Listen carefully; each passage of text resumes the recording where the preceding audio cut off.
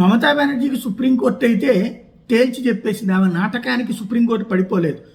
సర్రనే దాంతో 100 మంది ఉద్యోగులు ఆత్మహత్య చేసుకున్నారు, సాధారణ ప్రజలు అల్లాడిపోతున్నారు అంటూ బంగ్లాదేశ్ చొరబాటుదారులని శరణార్థులుగా గుర్తించేందుకోసం అని చెప్పి నాటకాలు ఆడతా భారతీయ పౌరుల ప్రాణాలు తీసేటటువంటి వాళ్ళని, భారతీయ పౌరుల ఆస్తుల్ని తీసేవాళ్ళని, భారతీయ పౌరుల మీద అత్యాచారాలు చేసే వాళ్ళని వెనకేసుకొస్తూ తన పదవి కోసం దేశం నాశనం అయిపోతున్నా పర్వాలేదనుకునేటటువంటి ఒక దౌర్భాగ్య స్థితిలో ఉన్నటువంటి మమతా బెనర్జీకి సుప్రీంకోర్టులో అంత పెద్ద నాటకం ఆడితే ఆ నాటకానికి ముగింపే పలికింది సుప్రీంకోర్టు. ఏదైతే వాదనలు విన్న తర్వాత సర్ జోలికి రావడానికి వీల్లేదు, సర్ అనేది కొనసాగి తీరాలి, చనిపోయిన వాళ్ళ ఓట్లు తీసేయడం, ఒకే వ్యక్తికి 4-5 చోట్ల ఓట్లుంటే తొలగించడం, ఇదే ప్రక్రియ అన్నటువంటిదే regularization. It is the regular process, అది జరిగి తీరాలి.